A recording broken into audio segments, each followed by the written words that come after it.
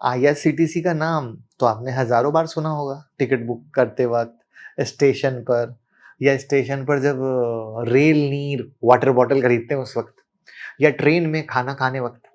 लेकिन एक शॉकिंग बात बताऊँ, जिस कंपनी के पास मतलब सरकारी अप्रूव्ड मोनोपोली है, जिसका प्रॉफिट मार्जिन 90% तक जाता है, उसका स्टॉक 3 साल में 45% गिर गया है। तो सवाल ये है कि क्या आईआरसीटीसी एक स्लीपिंग जायंट है, जो फिर से जागेगा या इसका गोल्डन एरा खत्म हो चुका है?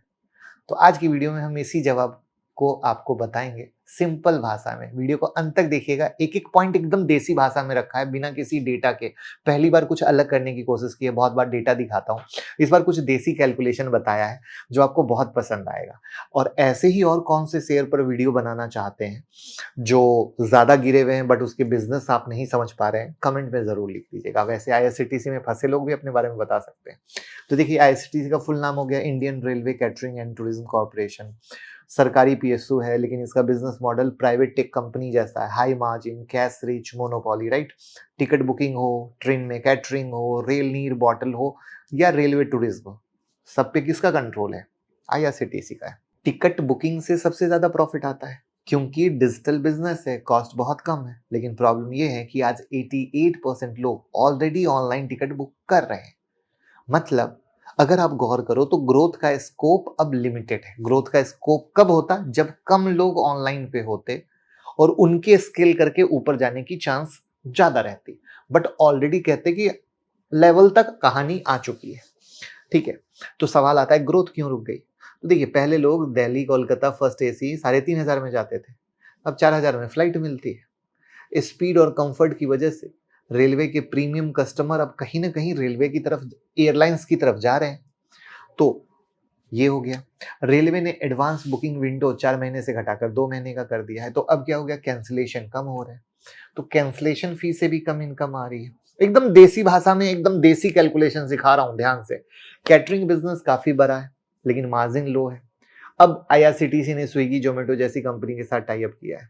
डेली 1 लाख ऑर्डर आता है, लेकिन क्वालिटी और डिलीवरी का एक्सपीरियंस हर स्टेशन पर अलग है। रेल नीर ब्रांड स्ट्रांग है, पर illegal bottle vendor, local brand ने प्राइस वॉर चालू कर दी है।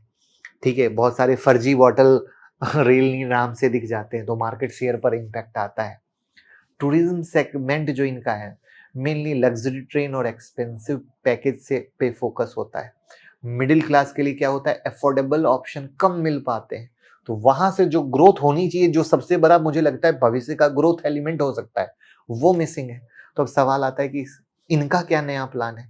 क्या कुछ गेम बदलने का प्लान है? तो आईआरसीटीसी ने आरबीआई से पेमेंट एग्रीगेटर लाइसेंस के लिए अप्लाई किया। अगर मिल गया तो आईआरसीटीसी एक पेटीएम या फोन पे जैसा प्लेटफॉर्म बन सकता है और हर ट्रांजैक्शन पे कमीशन भी कमाएगा, राइट।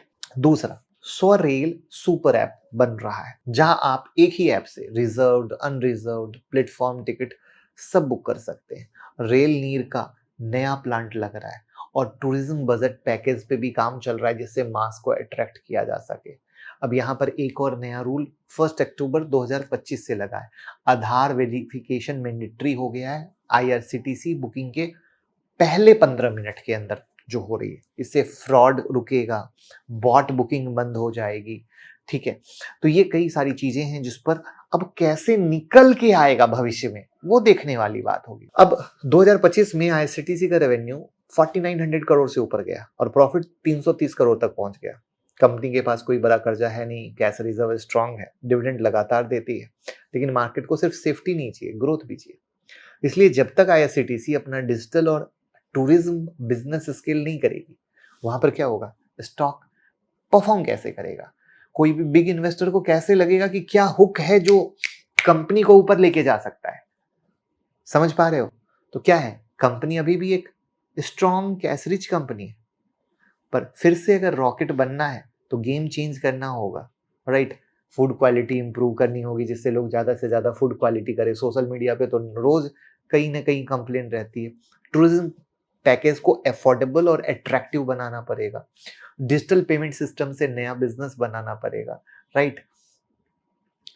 तो मेरी नजर में डेड नहीं है, निन्नी पाई कर रहा है, सो रहा है।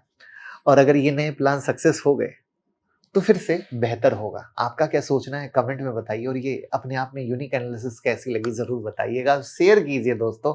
और हमारे नाम से बहुत सारे फर्जी अकाउंट चलते हैं तो भैया रियल टेलीग्राम की लिंक डिस्क्रिप्शन में, वहाँ बहुत सारी न्यूज़, बहुत सारे अपडेट जो आपके लिए एकदम बहुत बेहतरीन होते हैं देता हूँ, उसको ज्वाइन कर लीजिएगा। डीमेट और क्रिप्टो का अकाउंट ओपन करके हमें सपोर्ट कर सकते हैं, उसकी भी लिंक आपको डिस्क्रिप्शन में मिल जाएगी। अगर आप दूसरों से आगे रहना चाहते हैं तो यूट्यूब मेंबरशिप ज्वाइन कर सकते हैं, जो आपको स्क्रीन पर दिख रहा है। यहाँ पर हर वीक वीडियो आती है और साथ में लाइव मार्केट अपडेट मिलता है जो रखता है आपको दूसरों से आगे। और साथ में हमारा मोबाइल ऐप भी डाउनलोड कर सकते हो। 25 वीडियो की फ्री लिस्ट है जहाँ पे आपको हम सीखने के लिए 25 वीडियो डाल रखे हैं जो ट्रेडिंग, इन्वेस्टमेंट सब आसान करेगा। तो मुकुल अग्रवाल नाम से एंड्रॉइड और आईओएस पे यूज करो और दूसरों को भी बताओ।